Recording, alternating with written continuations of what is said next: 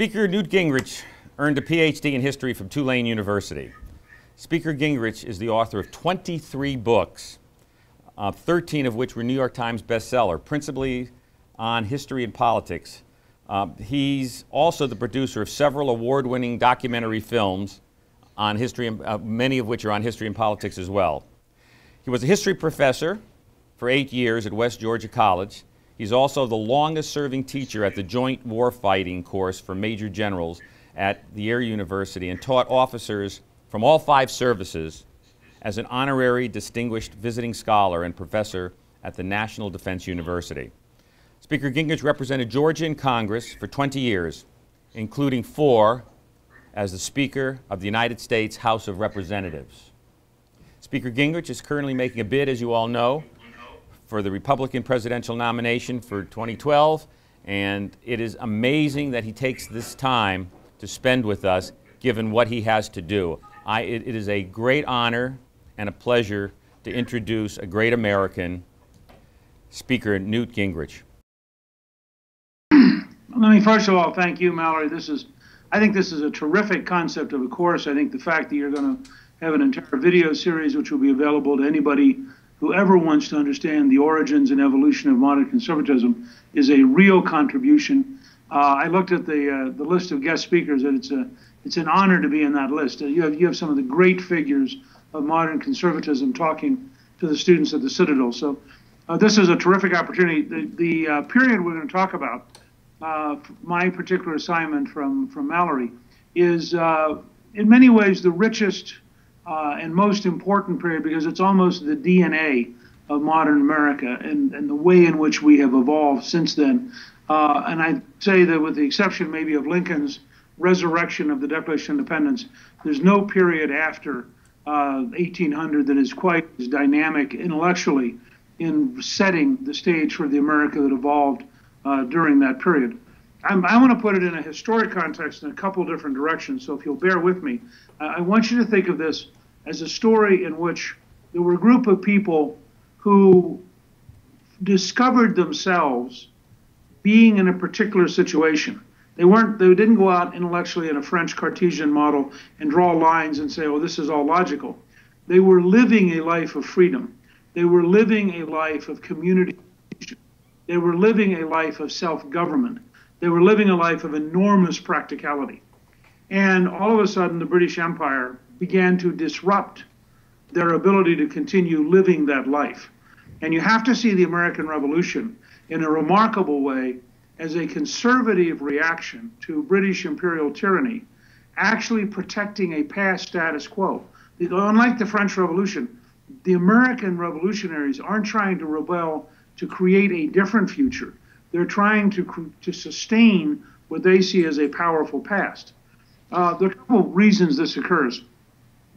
Part of it is captured by Samuel Johnson in his wonderful Oxford History of the English people, the English-speaking people, where he said, his History of the Americans in the Oxford series, where he says, by the 1770s, the Americans were probably the lowest taxed people in the history of the human race, and they resented every penny.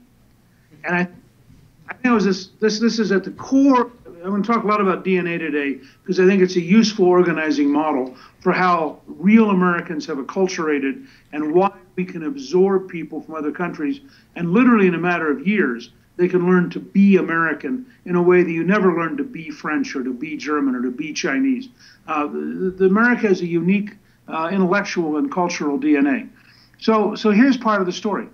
There are 2 overlapping realities at work. One is a very long evolution of a British sense of, or an English sense of personal freedom, going back in many ways to the Magna Carta, in some ways going all the way back to Anglo and Saxon laws preceding the Norman invasion. So there's a long sense of individuality and a long sense of individual rights, and that I have some rights that even the king can't take from me.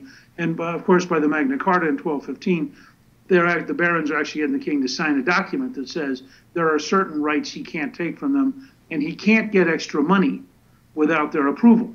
Now, early on, this is actually a deal for the great lords, but it gradually, over hundreds of years, spreads to also be a deal for the commoners.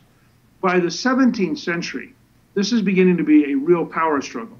And I was very struck years ago when I was instructed by one of the great students of the American Revolution's intellectual framework, Gordon Wood at Brown, who said to me, "You have to go back and study the English Civil War." He said that the arguments of the English Civil War, the reaction to Cromwell's dictatorship, begins to set a pattern of very ferociously defending liberty and the rule of law against tyranny that begins to be ingrained in English conversation.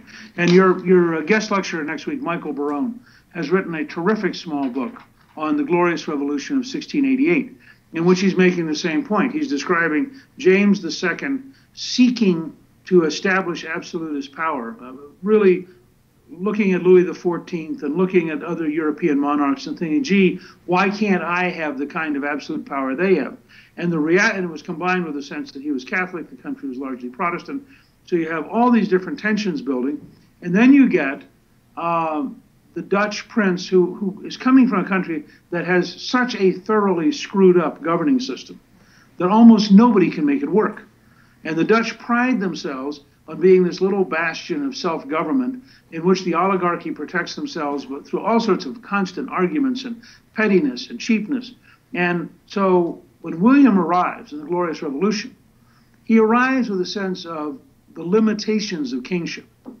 And he is himself comfortable manipulating the parliament rather than trying to run over it. And so you begin to get into charters and agreements that create a very deep framework. This is where Locke's writing is engaged. And this is why you have all these people writing this stuff, because they're trying to figure out, we don't want to go back to the English Civil War. That was horrible. We don't want to go to a Cromwellian dictatorship. That was terrible. We don't want to see European absolutism. That violates who we are as English.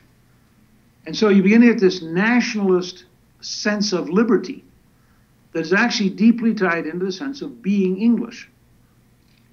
Now, and I say this because I'm of Scots and Irish background, and the English were not nearly so kind to my relatives. Started as, in fact, people to be subordinated and, if necessary, killed because they didn't understand it. So you get this period where they're sending people to the New World. Now, somebody once said, the most important thing to understand about America is we're the people who left, and the Europeans are the people who didn't. And that there's almost this pattern. You're getting very aggressive, very risk-taking people.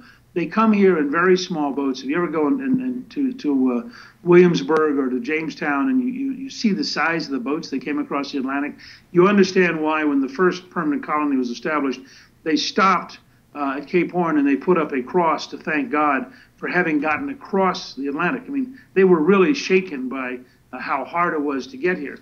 So when they got here, they were in a new world, and they felt it was a new world. There's a famous story of Captain John Smith, who opens a letter to discover he's been made in charge of the colony by the people who paid for the colony. This was a private enterprise operation. And it's one of the things I hearken back to in thinking about alternative ways of organizing some of our great adventures like space, because these colonies were being founded by private entrepreneurs with grants from the king. And the king doesn't have the power and the bureaucracy to do it, so he says, here, you go see if you can make it work. So Smith is put in charge. The aristocrats who are there come to Smith and say to him, we've already paid our way over here. You cannot make us work. We're aristocrats. And I always tell my liberal friends, it's ironic. The people who don't want to work are the aristocrats, not the poor. And Smith looks at him and he says, look, we don't have a big enough surplus of production in the new world to take care of you, but I can't make you work. You're right, you signed this document. So here's the deal. If you don't work, you won't eat, which is actually a paraphrase of Paul. St. Paul writes a similar paragraph. They think about it for a couple of hours, come back and say, okay, now tell us some more about this work stuff. This is the beginning of the whole American DNA that is very work-related, very self-reliant, very acquisitive. I mean, we've always been a country that wanted to have private property rights. Jefferson initially wrote, not the right to pursue happiness, but the right to private property in the first draft of the Declaration of Independence. We've always said, and the reason is, if you have private property rights, no tyranny can take away from you what is yours. The rule of law begins to be protected from the smallest property up. It's not protected by the largest theory down. So this is the context in which you see the development of these ideas of freedom. Gradually, the founding fathers are all, remember, these people are inheriting from 1607, by the time they're starting to really argue seriously with Great Britain around 1770, they're inheriting 160 years of practice where they're routinely governing themselves. Washington, who starts very early in life on the frontier, and one of the books I someday want to write is Washington as a very young man on the frontier, because it's never really been studied enough. This guy who goes out at 16 or 17 as a surveyor. He is in the Wild West, which back then is Western Virginia. He then engages in leading military expeditions, the first of which is a disaster, the second of which is Braddock's expedition, where they get slaughtered by the French and Indians. He learns an immense amount about fighting along the frontier. He leads the Virginia militia in a successful anti-Indian and anti-French campaign. So Washington announces for the legislature. He wants to go to Williamsburg to serve in the provincial assembly. And the tradition was you bought drinks for all of your neighbors, and they then elected you. And Washington announced grandly that he was a military hero and above the indignity of buying his neighbors drinks, and he came last because he had not understood the rules of the game of that era. The next time he ran, he bought more drinks than anybody in the history of Virginia. And from that point on, so you have to see these guys. I mean, there are wonderful stories of Washington, for example, who was arguably the strongest man in the colonies, or one of the strongest men in the colonies, that they would sit around in the taverns. If you've never been to Williamsburg, you have to go, because you'll get a little flavor of what this was like. These are just people. They're not sitting around going, gee, I'll be a revolutionary or I'll be a historic figure. They're people. They like politics. They like solving problems. They like having a little bit of power. One of the great stories is that Governor Byrd used to make money because he would bet strangers a shilling that Washington could break a walnut between his thumb and his first finger. Try it sometime at Christmas when you have lots of walnuts. You'll see. It's virtually impossible. Washington was so physically strong, he'd break them. And so he was actually a more personable. He was a guy who sat around with the guys. He was somebody, but they began to notice this cloud on the horizon. The cloud comes from two directions. It comes, first of all, because the British monarchy is increasingly dictatorial and increasingly arrogant. And it comes second because the British governing class is increasingly successful and increasingly arrogant. Now, these are two different parallel problems. The rise of the British government in the 18th century, you have to understand that when William takes over in 1688, it's a very weak central monarchy. It remains a relatively weak central monarchy for a long time. The rise of the Hanoverians, bringing George to Great Britain, begins to centralize the monarchy with a king who initially doesn't speak English and doesn't understand English rules and doesn't understand how the English think about themselves. And they have learned that you can manage the government by corruption. Now, corruption in their era we've reduced corruption to, did I bribe you? For them, corruption was public resources for something other than the public good. So I say, would you support my government? By the way, I happen to have a job in the Treasury. Or I need to get this done. Your cousin, I understand, needs to be an ambassador somewhere. All of these things begin to permeate the society. And what happens about 1740 is there is an enormous intellectual explosion, which is called basically the Whig critique of the British government. And one of the arguments that Gordon Wood in particular makes is that you cannot understand the American revolutionaries unless you understand that they are the Whig critique. They are taking up exactly the critique that the Whigs had. Now, let me give you two examples of this. The Whigs are deeply criticizing large government, and they're saying large government is inherently corrupt government. You inevitably end up with favoritism. You inevitably end up with the centralized power dominating, and it's wrong. It's a violation of the concept of the rule of law. It's a violation of the concept that our private property rights should be fair, because now we're being taxed in order to give power and money to people who aren't us, and to do it in a way that's unfair. And it gets to be a very bitter fight. And remember, this is still an era when you have to be very careful how you phrase things, because to overtly criticize what is, quote, the king's government is to criticize the king. And it's not far from there to treason. And it's not far from there to getting hung. So there's a fairly delicate game underway.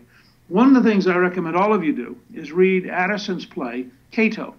Cato is a play about Cato the Younger, who refuses to give in to Caesar. ultimately flees Caesar during the Civil War and goes all the way over to North Africa. His son is killed by Caesar. And Caesar eventually finds him, gets to him and says, look, if you'll just accept that I'm the leader, then you'll get to live the rest of your life happily. I'll give you honors, I'll give you money. It's important to validate my government that you concede. And Cato says, no, I'd rather die a free man than live having put my knee down to you. Now, what makes it interesting is Cato is Washington's favorite play. He reads it and rereads it and rereads it. I did a novel on Washington called Valley Forge. It was Bill Fortune, in which it turned out the officers actually performed Cato's play in the bed-breaking building, which they used at night for entertainment during Valley Forge. So it's that deep in Washington's being. There's a sense of nobility. It's why in another novel I did, To Try Men's Souls, which is about Washington crossing the Delaware. And by the way, if you've not been to Mount Vernon, all of you have to go to Mount Vernon. You cannot understand Washington without having seen Mount Vernon. And you can't understand America without understanding Washington. So there's a scene, they did this wonderful small movie. Because I want you to get in your head what America came from in terms of George Washington. Washington, as a young man, is out there on the frontier. He surrenders Fort Necessity, which is worth your visiting sometime, because as somebody who's at a school that teaches military tactics, you'll understand. Fort Necessity is built down in the bottom of a valley, where every surrounding hill dominates it. Nobody who knew anything about military affairs would have done it. Washington knew nothing at 19 or 20 about military affairs. He screwed up. Somebody once said Washington made many mistakes once, but they never saw him make the same mistake twice. So Washington surrenders. He goes back home. He actually writes a pamphlet explaining why he surrenders. He's now asked to be the senior colonial advisor to Braddock's expedition, which leaves Carlisle, Pennsylvania. Remember, the West back then is Carlisle, Pennsylvania. He is marching west, and he's saying to Braddock, you know, I personally would not advise marching 4 in a row in bright red uniforms down a road. We tend to cheat, and the French and Indians are going to fire from behind trees, and you're just setting up a big target field. And this is really important in terms of how Washington fights the American Revolution, because Braddock says to him, you're obviously a colonial, you don't understand British European tactics, this is a great professional army, we don't fight like guerrillas, we're not going to do the things you do. They wouldn't have used guerrilla, by the way, that's a word that's invented in Spain in the early 19th century. But we're not going to fight like bandits. We're going to march the middle. Well, of course, exactly what Washington suggested would happen. They get hit from ambush from every side. Braddock is killed almost at the very opening of the battle. Washington is the senior officer remaining. Washington rallies, this is like 1,500 troops. He rallies all the troops, and he gets them off the field without having a total massacre. Washington has 4 horses shot out from under him. I'm sorry, he has 2 horses shot out from under him. He has 4 bullet holes in his coat at the end of the day. 10 years later, he runs into an Indian chief at a powwow, and the chief says to him, God must want you for something. Every one of us was trying to shoot you. You're this huge guy. He said, I personally shot at you 6 times. I do not understand why you're here. So I tell you this background. So you get to 1776. Washington's army has driven the British out of Boston. They feel pretty good about themselves. They get to Brooklyn. They are beaten by the British army, and a divine intervention occurs. This is Washington's language. He said, Providence intervened. The reason was the British Navy is in the East River. Their back is to the river. The British army is going to massacre them. A huge fog comes in. Nobody can see anything.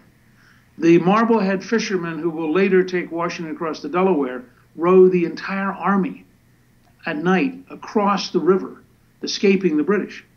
Now, there are 30,000 effectives in Brooklyn. They lose in Brooklyn, they lose in Manhattan, they lose in White Plains, they lose in the Palisades, they're driven across New Jersey. By the week before Christmas, they're down to 2,500 effectives, a third of whom do not have shoes. They're wearing burlap bags, leaving a trail of blood when they march. The generals meet with Washington. And at Valley Forge, at Mount Vernon, there's great crashing back and forth between Washington with Braddock, Washington, and the Council of War. And the generals all say to him, oh, we're in deep, deep trouble. We don't know what to do. There aren't many of us left. Washington says, we got this idea. We're going to cross the river at night in the ice during a snowstorm. We're going to march 9 miles at night. We're going to surprise the Hessians. We're going to capture all of them. It's going to be a great victory. It'll revive the morale of the war. And it just requires a three-pronged assault across an icy river at night. And every single one of his generals goes, we can't do that. And finally, Washington says, look, if we don't win something, this army will disappear in another 2 or 3 weeks.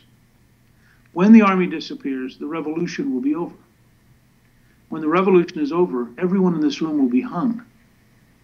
Therefore, we have nothing to risk, because we have certain death on one side and a chance to win on the other. We're crossing the river. Now, Washington is somebody who's actually very subtle. He understands that morale, the Napoleonic phrase, morale is to material as 3 is to 1. So anytime you have a choice, if you have an army that has high morale and low equipment, or an army with low morale and high equipment, always pick high morale.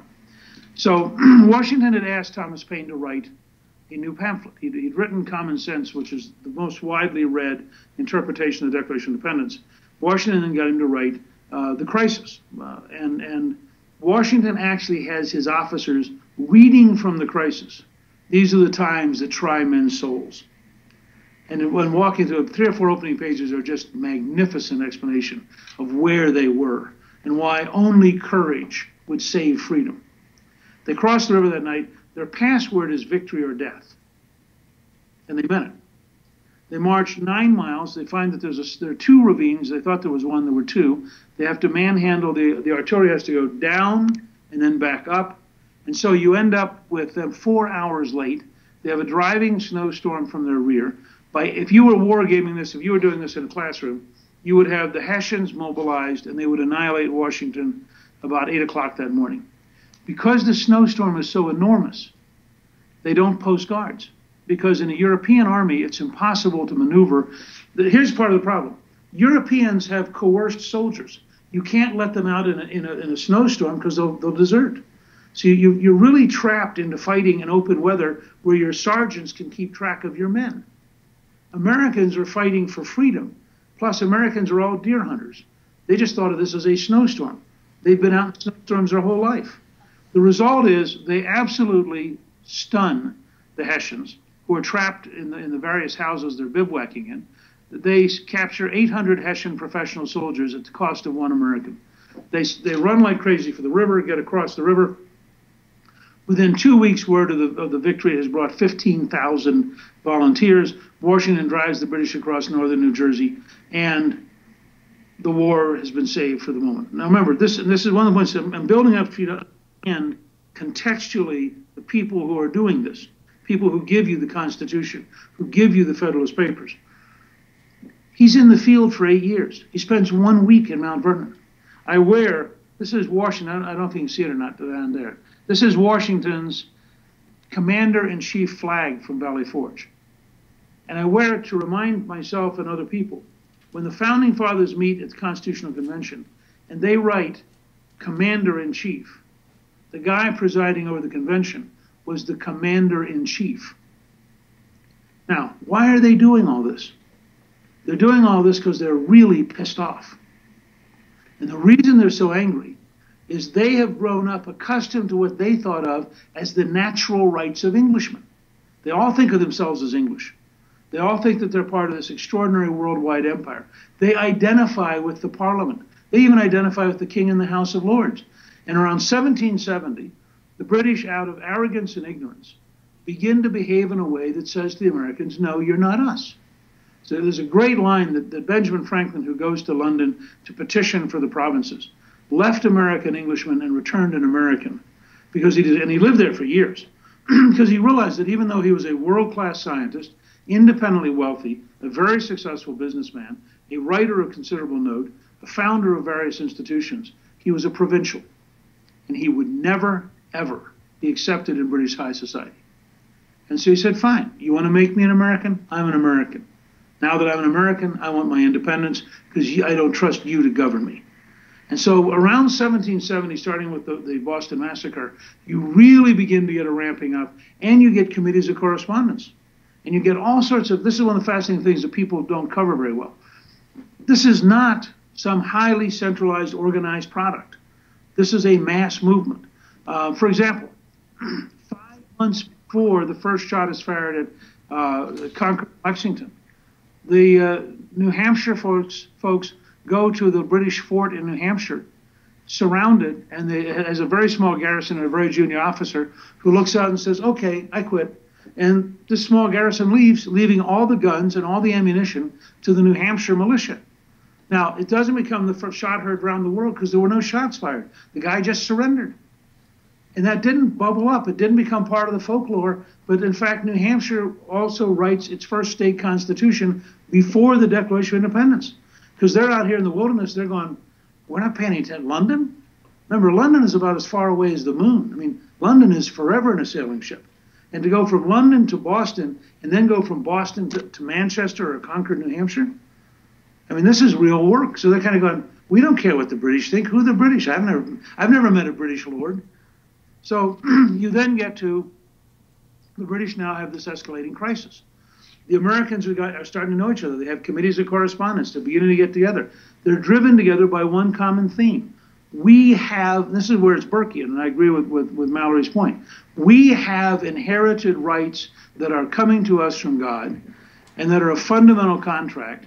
And you, the king, and your government are breaking our rights. So from their standpoint, the revolutionary behavior was the king and his government, because they were simply living out what they already believed. In a sense, you know, Burke and Adam Smith are both remarkable, and modern intellectuals don't have a clue about this. Neither Burke nor Adam Smith are theoreticians. They are observers of a world they're codified. They're trying to explain what's actually happening around them. And the French Revolution is a total mess, as is the Soviet Revolution and all other totalitarian revolutions, because it's an effort to impose an ordered theory on people, whereas the American and English traditions are to grow organically. One of the best small books in this, by the way, is Gertrude Himmelfarb's Three Enlightenments, which is a study of the Scottish, French, and English Enlightenments, and points out how much religious behavior there is in the English Enlightenment as compared to the French is anti-religious. The English Enlightenment is very, very heavily imbued by religion, and particularly by Methodism and the Wesley brothers, which then leads to the anti-slavery movement. So in this point, here's what the Americans would have told you in the mid-1770s. The royal government's corrupt.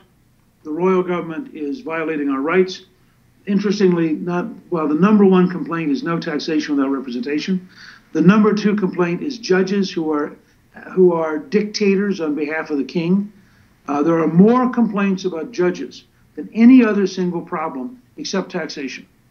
And why is taxation so big? I mean, it's ironic. The British, who don't understand at all what's going on, and this is how you get into establishment revolutionary environments. The British are doing things that make perfect. They're going, wow, this is our logic train. We paid for the French and Indian War, which made you safe. You're now safe. So shouldn't you help pay down some of the debt that we ran up to make you safe? The Americans are going, no, actually, that wasn't the deal. We fought, we bled, we provided volunteers. You're an empire. You behave like an empire. Why are you getting money from us? You're a rich empire. You're London. Instead of saying, gee, this is a political conversation, maybe we'd better find a way to talk with each other. What the British did, the imperial government says, we are going to coerce you, which is why you get, by the way, coercion acts. Just think about the title. You know, these guys are out here saying, we're going to teach you, we're the greatest empire on the planet, and you're a bunch of provincials. Now, why are they doing this?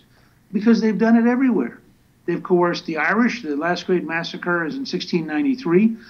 They've just finished coercing the Scots with the Battle of Culloden in 1744. They made it a hanging, drawing, and quartering offense to wear a kilt. They had crushed the Welsh earlier. Here's a new group. They're the provincials. I mean, if we can break the Irish and the Scotch and the Welsh, who are these people who call themselves American?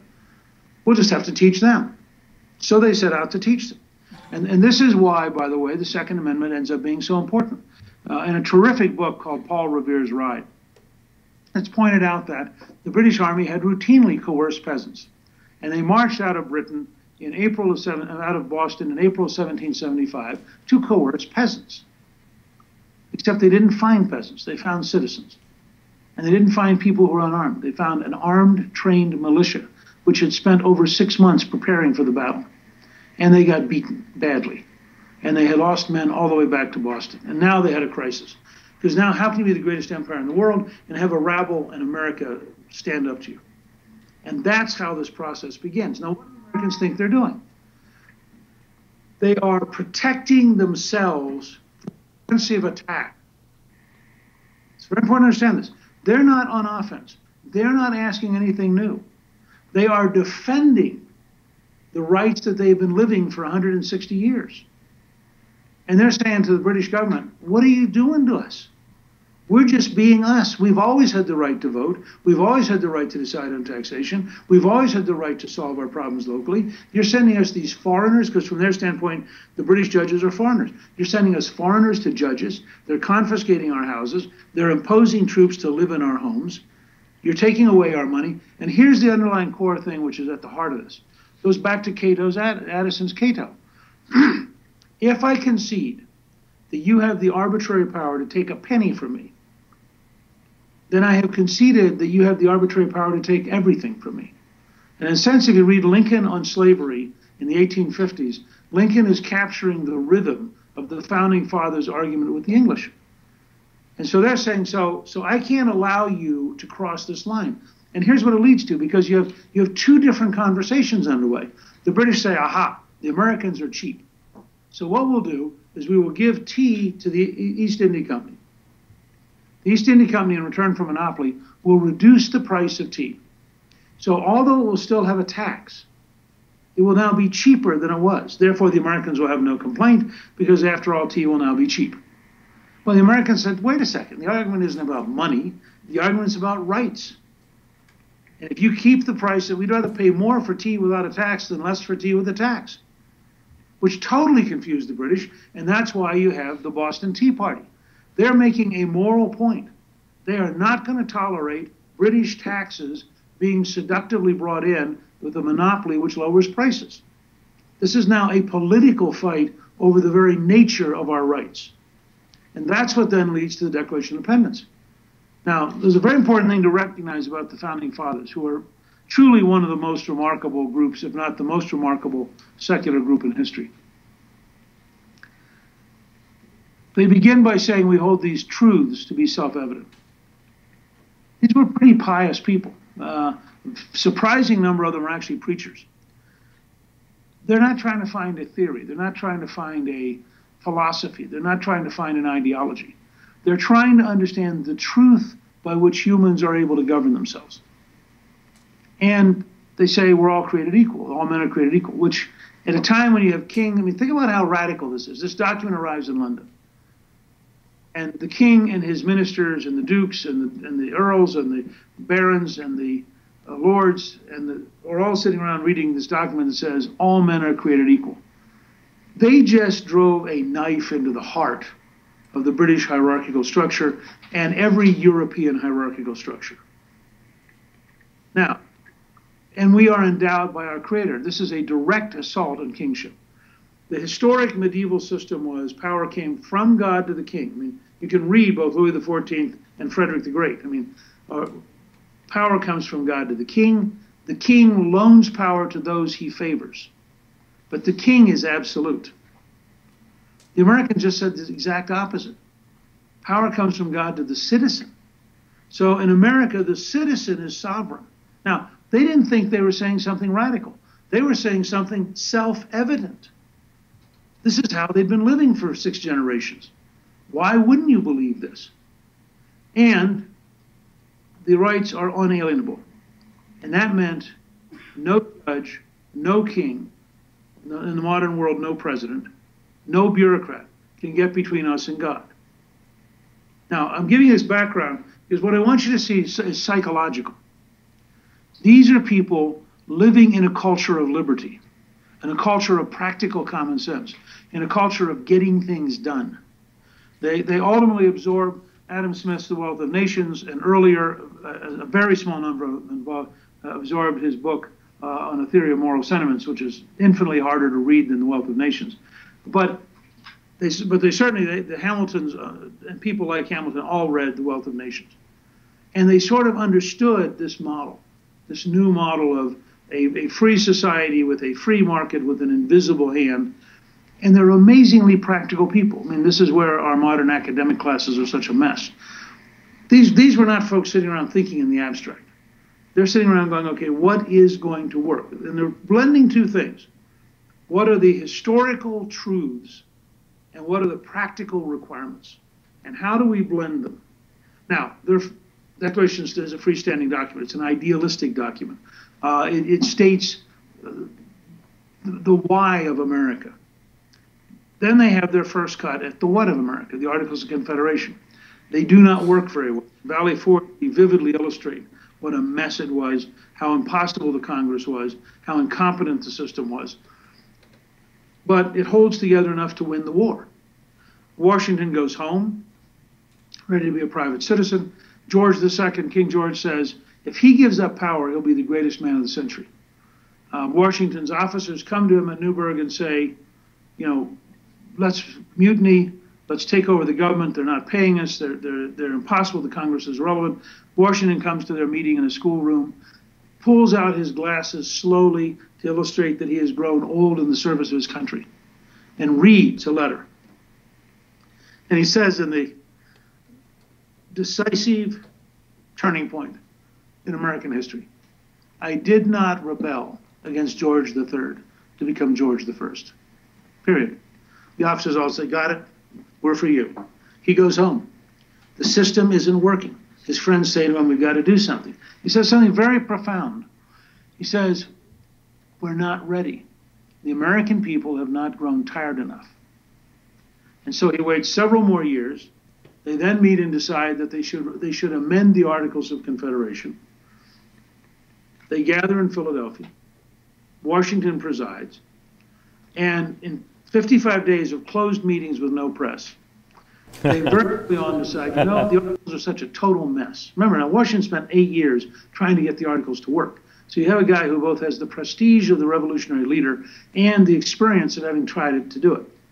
After a couple of days, they go, this is stupid. We're not going to reform the Articles of Confederation. We're writing a new document. Now, this is, in fact, a coup d'etat.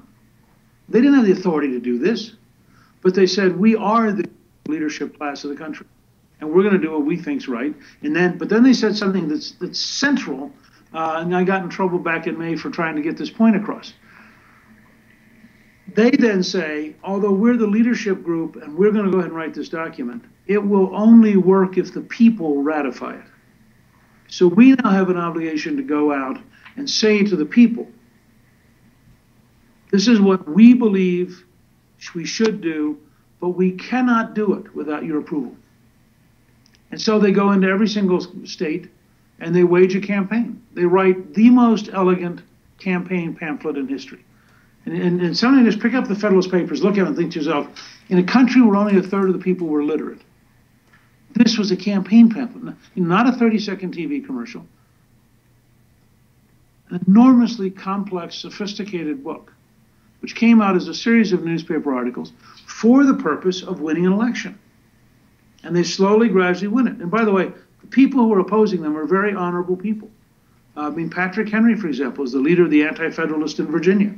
And the argument of the Anti-Federalist is very simple. You do not want centralized power. It will inevitably over time grow too big, too corrupt, too tyrannical. And I would suggest to you that Patrick Henry would look at the current Obama administration. He'd look at the recent ruling against the Catholic Church. He'd look at the $2 trillion in deficits. He'd look at the Solyndra corruption. And he would say to you, see, I told you. It took a couple hundred years, but the mess has now occurred. And so you can make an argument that the Anti-Federalists stuck closer to the Whig critique than did the Federalists, but the Federalists were trying to solve a really big problem.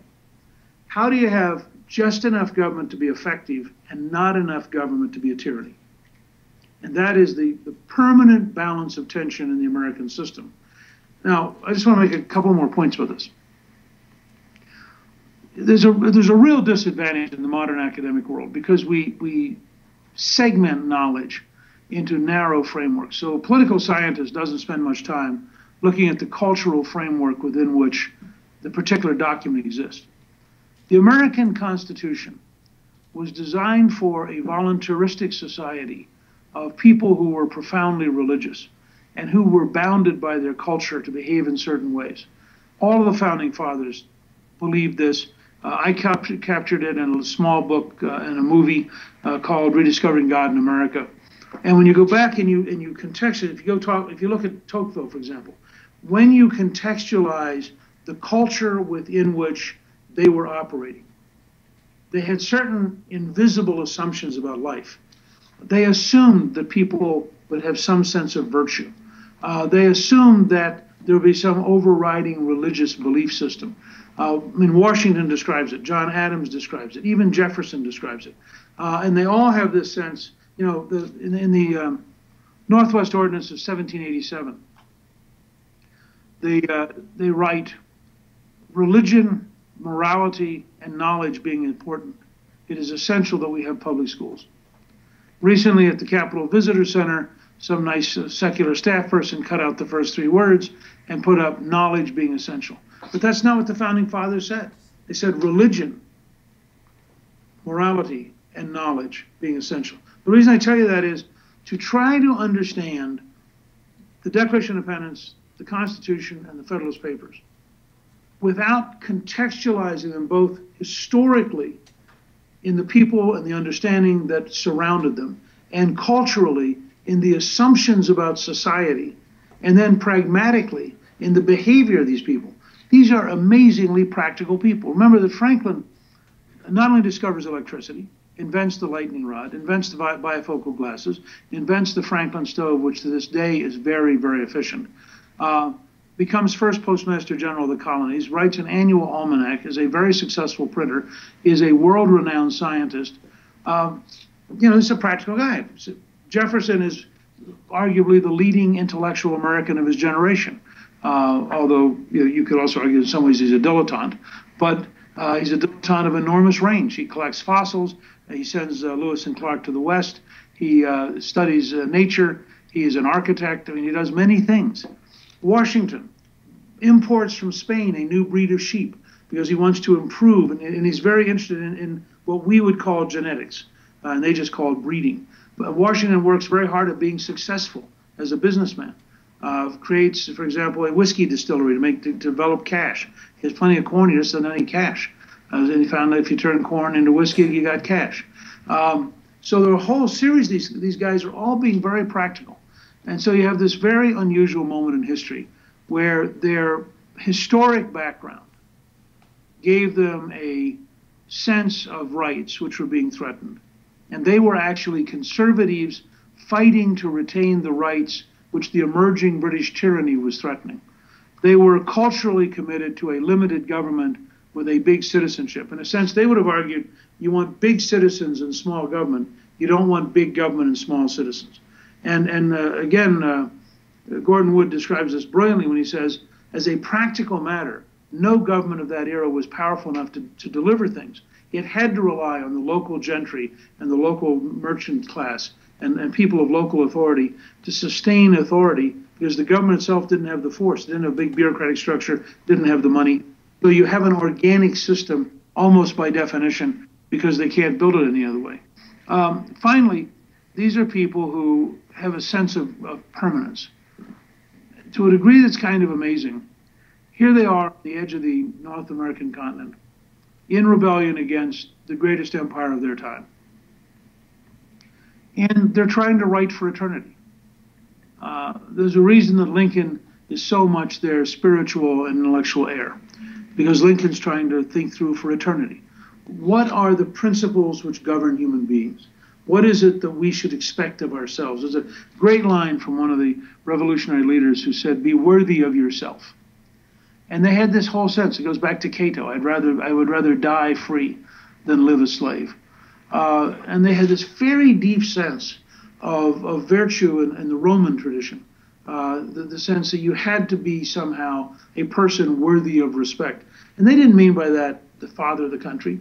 They meant everybody like that. There's a wonderful line in The Last of the Mohicans, the modern version, with Daniel Day-Lewis, where the British officer and he are arguing, and he's saying, I'm not going to go fight in the war. And the British officer is saying, but you can't, how can you leave? And he said, I'm going to go to Kentucky.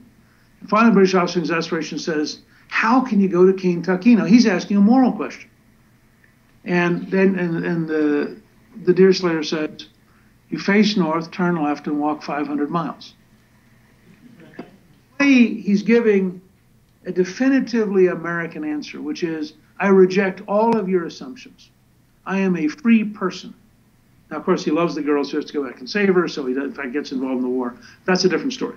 But the underlying notion, which the British wrote about all the time, this very stiff-necked pride, this sense that, you know, we are a free people, and we would rather you kill us as a free people than bend a knee to you and become your servants. I would argue that that actually had grown out of the experience of the time. It has then been driven into our DNA. We're in danger of losing it with the rise of the modern welfare state and the scale of modern bureaucracy. And that's one of the great issues of our generation is, are we in fact going to continue to be Americans in the sense that Paul Johnson described them? Or are we gradually going to become subjects in the European tradition rather than citizens in the American tradition? And the key is central. Citizens control the government, and the government is their servant. Subjects are controlled by the government, and they are the servants of the government. It is a fundamental dividing line. It's a dividing line which all of the Founding Fathers believed was real. They all believed that historically they had inherited citizenship, and that it was the British government which was acting as a revolutionary force in trying to take it away from them. And that's why you end up in the model we have today. I would argue that organic conservatism, not some abstract intellectual theory, but the organic conservatism, that our rights come from God, that we are a community of equally sovereign people, that we have an obligation to solve things, and we shape government to fit those things that we conclude government can solve better, but we do not owe government. Government, in fact, is subordinate to us. This entire model is an organic, cultural, historical model that can be carried back into the British tradition, but that really flourishes in the late 17th, early 18th century as the Whig tradition, and then becomes captured in the DNA both of American government and of American citizenship and American culture. Tocqueville captured it remarkably well in the 1830s, and I think he was stunned by it. We were different. We were Americans in a way that meant we weren't just the Western wing of European civilization. We were something new.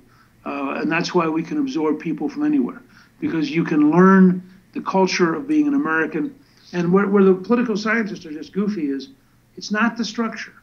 The structure is just this fabric within which the American culture operates. But it's the culture that really has made enormous difference. One of the great tragedies for your generation is we don't teach enough American history, and so we're beginning to produce kind of an amnesia about what makes us American. It's part of why I've written so many novels in this area, because I really think people get engaged in looking at who we are and understanding who we are, and they have to get a feeling of the rhythm of being an American in order to truly understand why this happened. I'll just close with one last observation, which gives you a flavor of how deep this is. When the British were conquering the Scots, they drove many of them to flee. And they fled often to Philadelphia and then came down the Great Wagon Road and ended up in South Carolina and North Carolina along the Appalachians. One of them is a young man at 13 years of age in South Carolina named Andrew Jackson. Now, three things are happening around him. And if you haven't visited them, it's worth you're going to two of these places. One is that at 13 years of age, his face is slashed by a British cavalryman, and he carries the rest of his life a scar from what he would have said was a British oppressor. So you have this really deep sense of toughness and hostility that's personal. These are not abstract theories. The Battle of Cowpens is one of those miraculous battles that's worth your looking at. Because part of what's happening to the British in the South is they're just gradually getting ground to pieces. And at Cowpens, the American militia turn and decisively defeat a British unit in a way which sends a shock through the entire British system in North America. At Kings Mountain, what happens is they repeat Washington's mistake of being down in a valley surrounded by high hills. And word goes out across western Tennessee, Kentucky, and the Carolinas that the people who defeated us at Culloden are now available. And the slaughter at Kings Mountain is truly bitter and personal. And it's a fascinating part of this war, that the war in the South is much more personal than the war in the North. In the North, you have a much more regular army fight. The South, what you have is all of these folks who had fled the British and hated them, and their children and grandchildren, all see this as a moment of personal revenge. And so you have built into our DNA a toughness that is very, very striking. In fact, there's an essay by a very famous American political scientist in which he argues that there's a Jacksonian tradition of toughness and violence that is at the heart of our foreign policy. Jackson is well worth your reading, because since he's not an intellectual and he's not a literary figure, historians tend to underrate him. But in fact, he personified this frontier mentality. And remember, the frontier, and Schlesinger's work on the Age of Jackson captures this perfectly. The frontier isn't just the wilderness. The frontier is also small shopkeepers. It's people who work with their hands in the cities. It's people who are sort of lower middle class, and there's a deep American tradition of toughness that goes back to this period. So in closing, let me just say what you had is this amazing confluence. You had a history which gave people a sense of absolute security, that all they were doing was defending their rights. They were not in any way trying to change things. They were trying to sustain things. You had a very clumsy British government that did not realize how much out of sync with the culture it was, and which was clumsily forcing people to choose. And with each passing year, more and more people chose independence and chose freedom over subordination to a tyranny. You had very practical leaders who were, at the one hand, very intellectual, on the other hand, astonishingly pragmatic, and who could weave those two together into a system that actually worked and has continued to work for almost 250 years now. Finally, you had a period of learning. This is where some of our modern micro-critiquing is just stupid. They didn't get it right. Washington loses a lot of battles. This is a long, hard process. The Articles of Confederation don't work very well. Many states write 3 or 4 constitutions. But what they do have is a general sense of direction, a general sense of principle, and a commitment that together they're going to keep changing things until it works.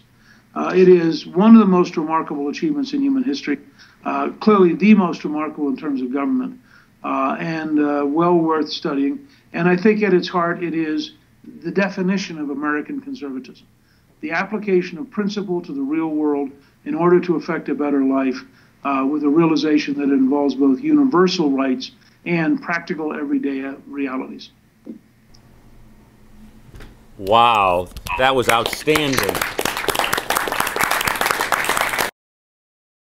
And rather than take a break, if you're up to it, I'd like to, because your time is so valuable, let's go right into Q&A. Gentlemen, do I have a question? Start us off. Okay, I'm going to pass this around. Cadet Selmaska. Good afternoon, Mr. Speaker. It's a pleasure to be with you.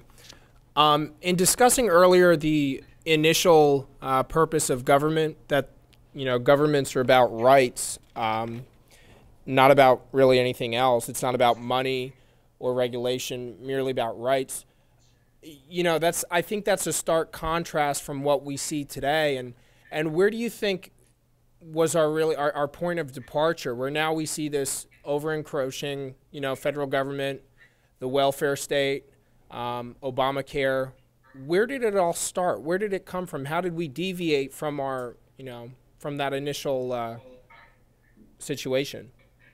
Well, I think it really started with the progressive movement and the effort by the intellectual class to begin to take power away from politicians and to turn it over to bureaucracies, and then the belief among the intellectual class that only they know how to take care of the poor, and that therefore, with each passing year, they aggregated more and more power to do for us what we weren't smart enough to do for ourselves. And that grew starting in the late 1890s and then accelerating through Woodrow Wilson. There was a brief hiatus in the 1920s.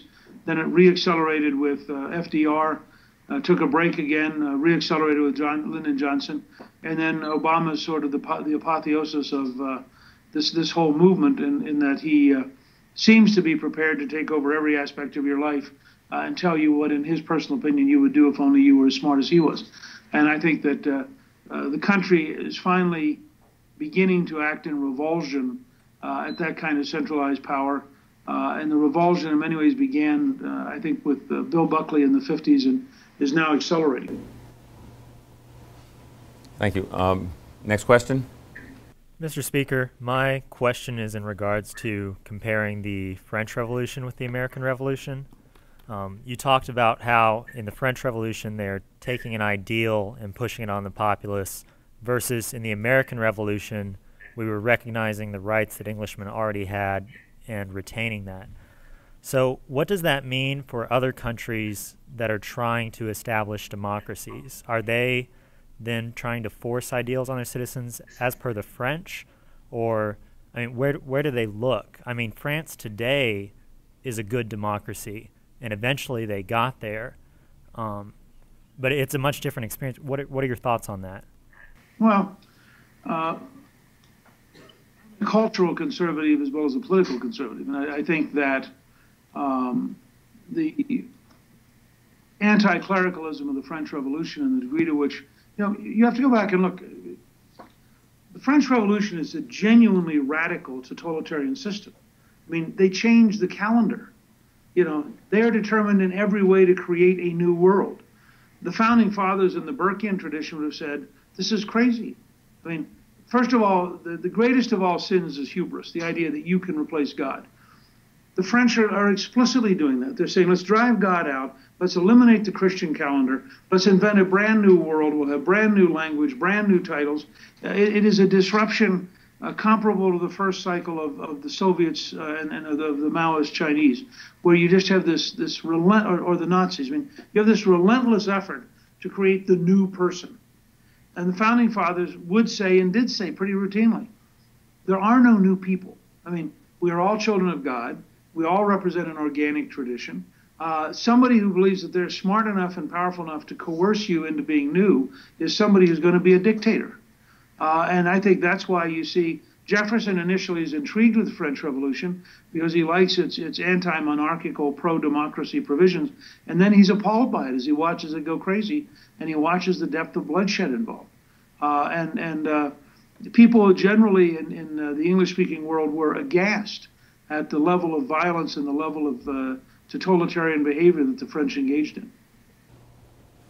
in. Next question. Good afternoon, Speaker Gingrich. It is said that Washington toasted King George during the Revolution.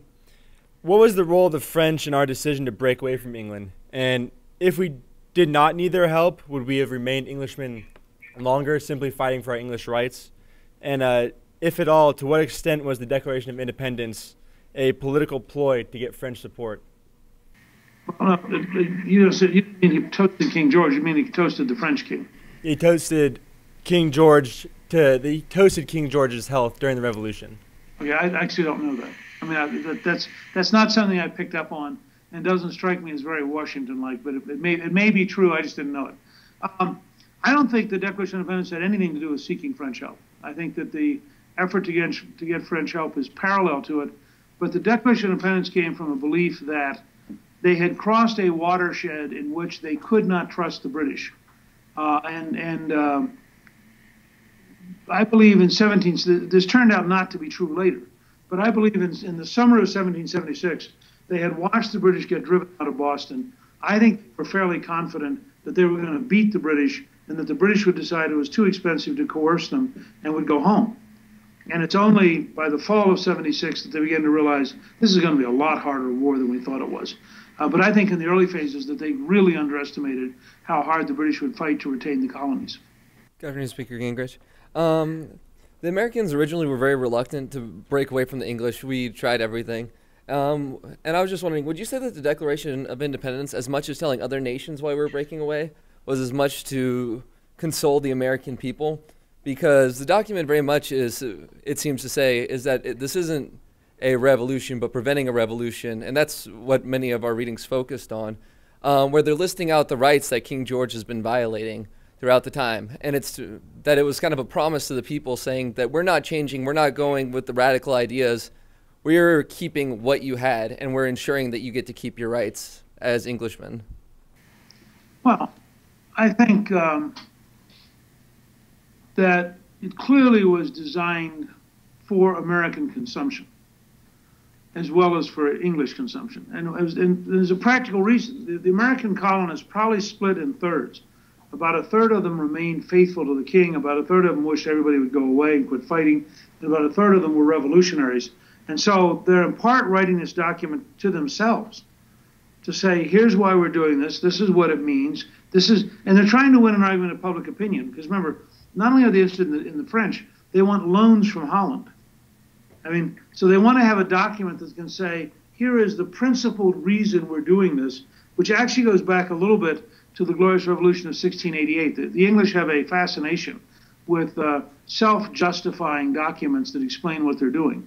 And this was in that tradition, but it was probably aimed at least as much to Americans as it was to foreigners.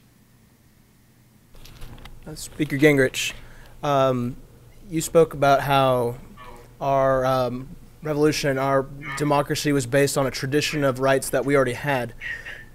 In terms of democratization and foreign policy, both in history and now, do you think that promoting democracy needs to be a more gradual process in places that don't have that tradition already?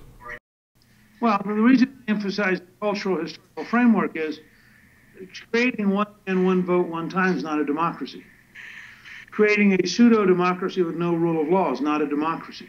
The cultural background is a big part of this. I mean, it's enormously difficult, verging on impossible, in much of the Muslim world to get to a democracy if you are, in fact, dominated by people who believe that the only law is Sharia, and that there is no separation between church and state, and that therefore the purpose of the law is to define what Allah wants, not to have any kind of rational conversation.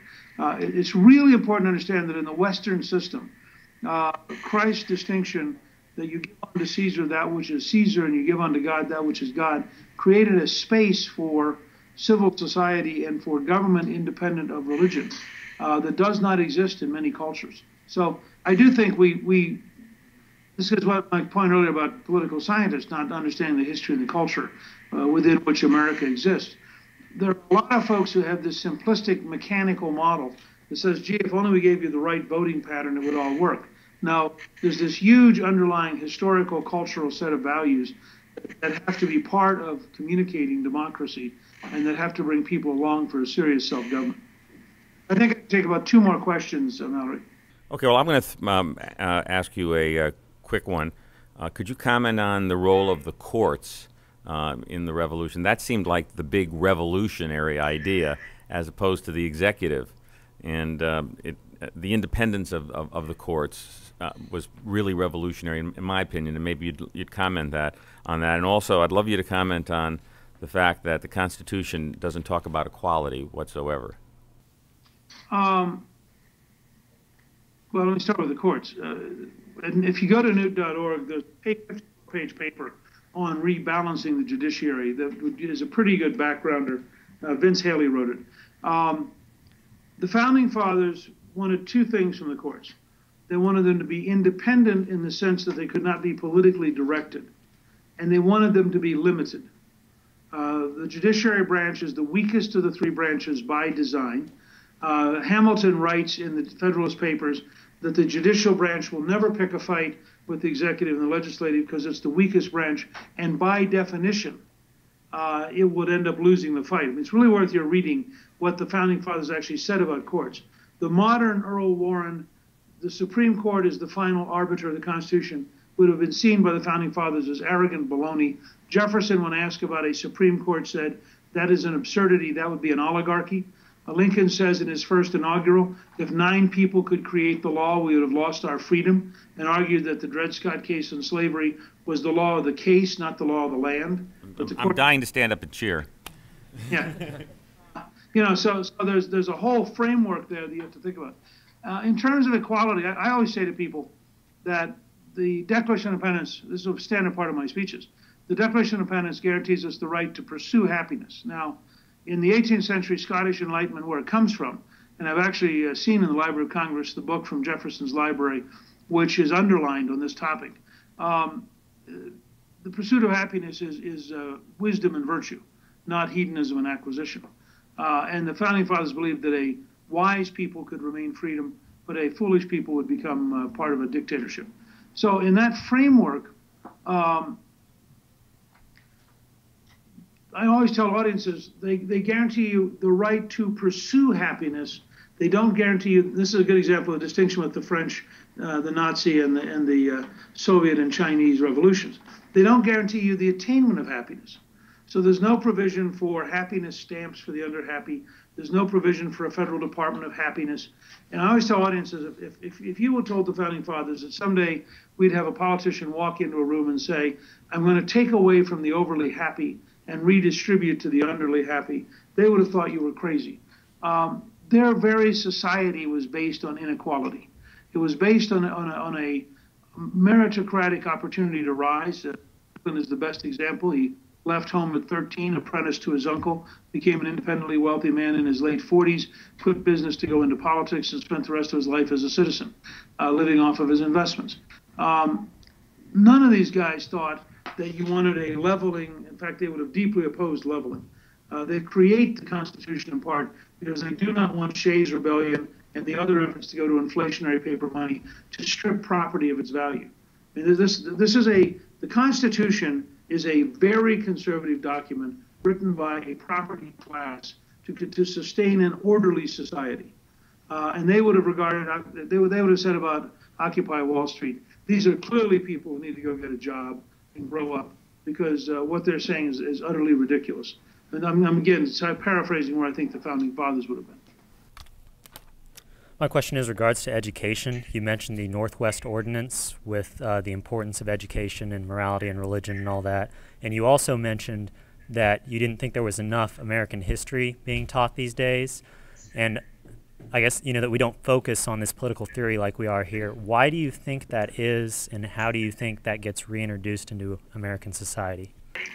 I think there's been a strain of academic elitism which since the 1930s has relentlessly been opposed to teaching American history, which debunks American achievements, which belittles American heroes, and I think that it is a deep strain that has had a very, very bad impact on both our schools in general and our universities in particular, and it's tragic. I mean, these are people who are ideologically dedicated to a non-American vision which has no relationship to the America that made our country possible.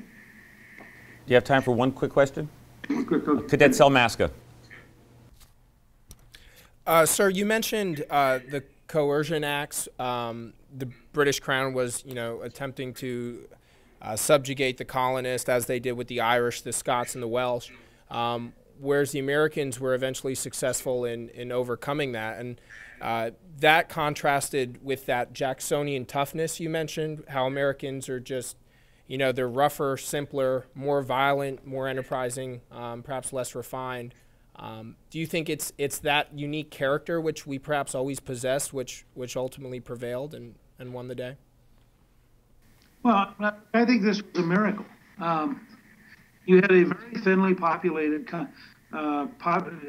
people living along the coast of a giant continent. They were used to being self-reliant.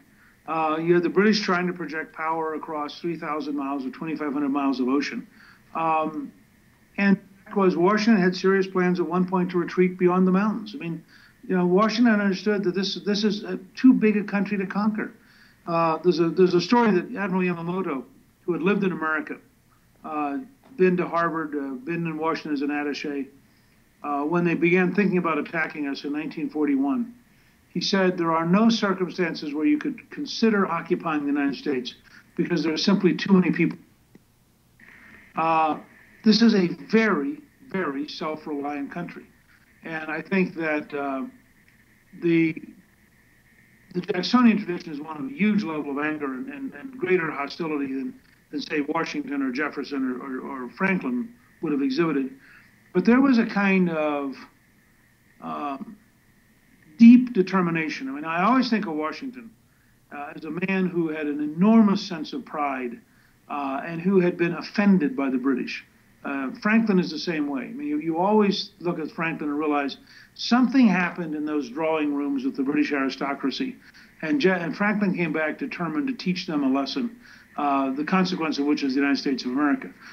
These were very tough men. They were not as aggressive as Jackson. Jackson's tradition is very aggressive because it's a Celtic tradition. And Washington and Franklin and Jefferson and those guys weren't in the Celtic tradition. But the tradition that said, if you force me to choose between fighting and giving up my liberties, I will fight and you will have to kill me to be able to take away my liberties. And so it was a remarkable moment that happened. Mr. Speaker, insightful, stimulating. The only thing I can say is outstanding. You are truly a man of your word. Given your schedule and what's going on, to keep your word, to keep your commitment to do this with the cadets here at the Citadel is beyond belief. I doubt any other candidate would have taken the time to do this. We're running a national race. We are grateful, we are thankful, and what you've said, I wish all of America could hear, because I think we could all learn a lot from that. Thank you, and Godspeed and good luck. Take care. Thanks. Thanks, Mallory.